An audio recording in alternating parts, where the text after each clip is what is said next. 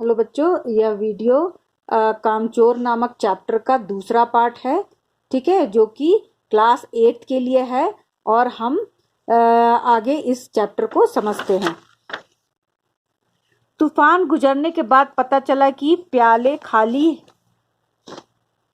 हैं और सारी खीर दीदी के कामदनी के दुपट्टे और ताजे धुले सिर पर लगी हुई है। तो जो मुर्गियां खीर के ऊपर से भागी तो वो सारा प्याला जो था उसका खीर जमीन में गिर गया और फिर खीर वो जो दीदी का काम से कढ़ाया हुआ दुपट्टा था उसके ऊपर और धुले सिर पर लगी हुई है और ताजे धुले सिर पर लगी हुई है। ठीक है, मतलब कि उस दुपट्टे के ऊपर भी वह मुर्गियों के पंजे और खीर लग गए। एक बड़ा सा मुर्गा अम्मा के खुले हुए पानदान के ऊपर कूद पड़ा और कत्थे चूने से लुथड़े हुए पंजे लेकर नानी अम्मा की सफेद दूध जैसी चादर पर छापे मारती हुई निकल गई। तो क्या हुआ कि जो और भी मुर्गी जो थी वह जो अम्मा थी वह पान खाने की उनको आदत थी, तो उन्होंने पानदान में पान रखा हुआ था और कत्था और चूना रखा हुआ था जिसके ऊपर वो मुर्गी चढ़ गई और उसके पंजे वो चूने और कत्थे से लिपट गए और उसके बाद वो भागती हुई अम्मा के दूध के समान सफेद चादर जो थी उसके ऊपर अपने पैरों का निशान छोड़ती हुई निकल गई। एक मुर्गी दाल की पतीली में छपाक मारकर भागी और सीधी जाकर मोरी में इस तेजी से फिसली कि सारी कीचड़ मौसी के मुंह पर पड़ी जो बैठी हाथ मुंह धो रही थी। तो एक जो मुर्गी थी वो दाल के पतीले में से भागती हुई और सीधी ऐसे मोरी में जाकर गिरी, मतलब नाली में जाकर गिरी। ठीक है, उसके बाद फिर वह कीचड़ जो था वो मौसी जो मुंह हाथ धो रही थी उसके ऊपर उसका छींटा पड़ा। इधर सारी मुर्गियां बेनकेल वश में नहीं किया जा सक रहा था, चारों ओर दौड़ रही थी।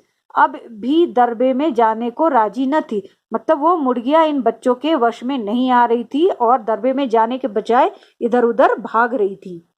इधर किसी को सूझी कि जो भेड़े आई हुई हैं लगे हाथ उन्हें भी दाना खिला दिया जाए। तो कुछ बच्चों के दिमाग में आया कि जो घर में भेड़ थे उनको दाना खिला दिया जाए। दिन भर की भूखी भेड़े दाने का सूप देखकर सबकी सब झपटी तो भाग जाना कठिन हो गया। ठीक है, लष्टम पष्टम तख्तों पर चढ़ गई, मतलब जैसे तैसे तख्तों पर चढ़ गई। पर भेड़ चाल मशहूर है, उनकी नजर में बस दाने के सूप पर जमी हुई थी। पलंग को फलांगती बर्तन लुढ़काती साथ साथ चढ़ गई। तख्त पर बनी दीदी का दुपट्टा फैला हुआ था जिस पर गोरखी चंपा और सलमा सितारे रखकर बड़ी दीदी मुगलानी बुआ को कुछ बता रही थी। मतलब उस दुपट्टे पे जो कढ़ाई का काम था उसके बारे में मुगलानी बुआ कुछ बता रही थी। भेड़ बहुत निसंकोच सबको रौंदती मेघनों का छिड़काव करती हुई दौड़ गई। ठीक है, और मतलब सारे दुपट्टे को खराब कर दिया। जब तूफान गुजर गया तो ऐसा लगा जैसे जर्मनी की सेना टैंकों और बमबारों सहित उधर से छापा मारकर गुजर गई हो।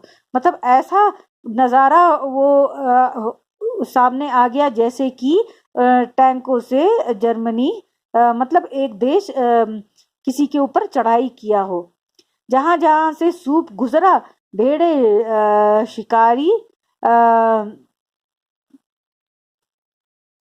शिकारी की तरह सूंघते हुए हमला करती गई। मतलब जिधर जिधर वो दाने गए भेड़ उधर उधर भागते गए। हज्जन माँ एक पलंग पर दुपट्टे से मुंह ढककर सो रही थी। ठीक है, हज्जन माँ जो थी एक दुपट्टे से मुंह ढककर सो रही थी। उन पर से जो भेड़े दौड़ी तो न जाने वह सपने में किन महलों की सैर कर रही थी। दुपट्टे में उलझी हुई मारो मारो चीखने लगी। मतलब आपने देखा होगा कि अगर कोई गहरी नींद में सो रहा हो और उसे कोई हिला दे या उसे चोट पहुंचा दे तो वो डर कर चीखने लगता है और उठ जाता है और जो भी सपने में देखते रहता है वह बड़बड़ाने लगता है। कुछ इसी तरह का वाकया उस दिन हज्जन माँ के साथ हुआ।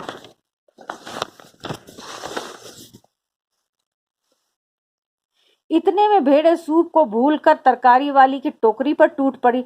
मतलब भेड़ों की नजर तरकारी वाली की टोकरी पर पड़ी और वह उस पे टूट पड़े। वह दालान में बैठी मटर की फलियां तोल तोल कर रसोई में दे रही थी। वह अपनी तरकारी का बचाव करने के लिए सीना तान कर उठ गई। आपने अभी भेड़ों को मारा है? नहीं ना? तो अच्छी तरह से देखा होगा कि अगर मारा है तो ऐसा लगता है जैसे भेड़ों को मारने से कि कोई रुई से भरा तकिया कूट रहा है। भेड़ों को चोट ही नहीं लगती है। बिल्कुल वह समझकर ही वह अपने आप उससे मजाक कर रही हो। तो इस तरह से वो जो तरकारी वाली थी वो भेड़ों को भगाना चाही, किंतु वह असंभव रही क्योंकि भेड़ों को चोट ही नहीं लग रही थी। वह आप ही पर चढ़ बैठेगी। जरा सी देर में भेड़ों ने तरकारी छिलके के समेत अपने पेट की कड़ाही में छोंक दी। मतलब सारे के सारे भेड़ उन तरकारियों को खा गए। इधर यह प्रलय मची थी, उधर दूसरे बच्चे भी लापरवाह नहीं थे। अपनी बड़ी फौज थी जिसे रात का खाना न मिलने की धमकी मिल चुकी थी। वे 4 भैंसों का दूध दूहने में जुट गए। मतलब कुछ बच्चे इधर और कुछ बच्चे उधर, मतलब पूरे घर में अफरा तफरी मचा रहे थे। धुली बेधुली बाल्टी लेकर 8 हाथ 4 थनों पर पिल गए। मतलब पिल पड़े, मतलब कि वो दूध दूहने में जुट गए। भैंस एकदम से चारों पैर जोड़कर उठी और बाल्टी को लात मारकर दूर जा खड़ी हुई। ठीक है, मतलब आपने कभी देखा होगा कि जो जानवर जो होते हैं बड़े सेंसिटिव होते हैं, उसको जो लोग रोज दिन दूहते हैं वह उन्हीं से दूध धुलवाते हैं। अगर कोई नया इंसान उन्हें छेड़ने की कोशिश करता है या तो वह बहुत ही भड़क जाते हैं। तो तय हुआ कि भैंस की अगाड़ी पिछाड़ी बांध दी जाए और फिर काबू में लाकर दूध दूह लिया जाए।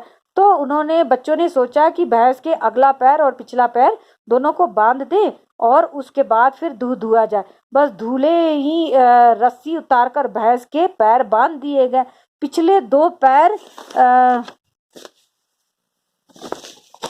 चाचा जी की चारपाई के पायों में बांध दिया गया, मतलब खटिया के पैर में बांध दिया, और अगले 2 पैर को बांधने की कोशिश जारी थी कि भैंस चौकन्नी हो गई। मतलब उसे ज्ञात हो गया कि उसकी पैर बांधी जा रही है।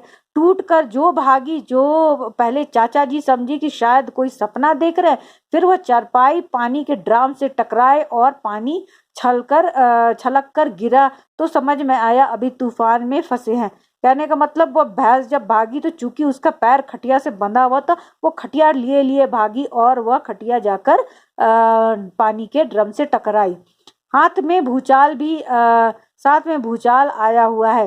फिर जल्दी ही उन्हें असली बात का पता चला कि वह पलंग की दोनों पटियां पकड़े बच्चों को छोड़ देने वालों को बुरा भला सुनाने लगे। मतलब वह बच्चे पे गुस्सा हो गए चाचा जी, क्योंकि उनकी चारपाई भैंस के पैर से बांध दी गई थी, जिसके कारण वो भैंस अफरा तफरी मचाई और उनकी चारपाई उलट पड़ी। यहाँ बड़ा मजा आ गया था। भैंस भागी जा रही थी और पीछे पीछे चारपाई और उस पर बैठे चाचा जी। ठीक है।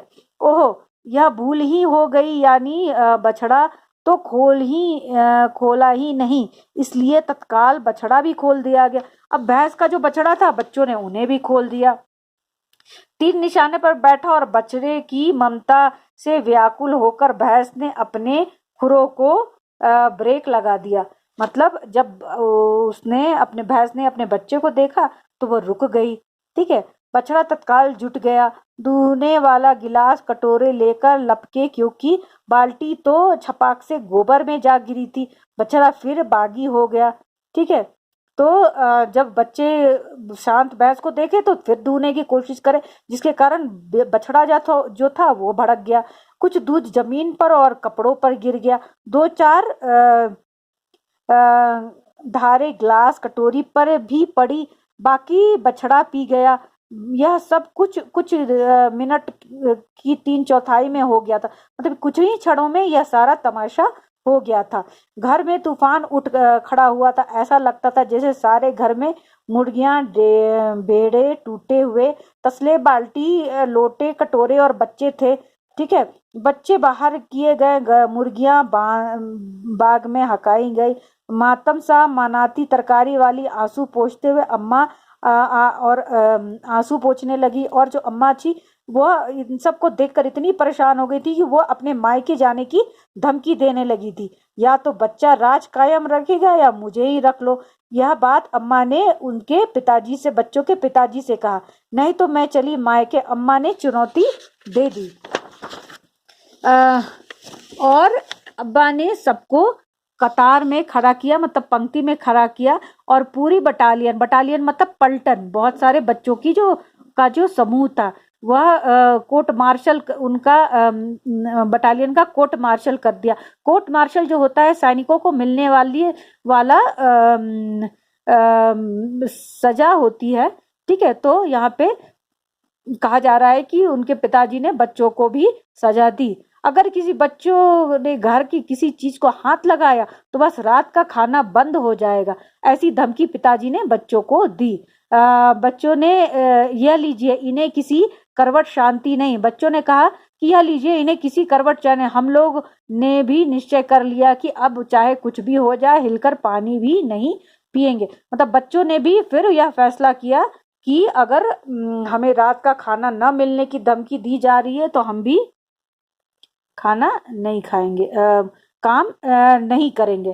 तो बच्चों अभी के लिए इतना ही। Thank you.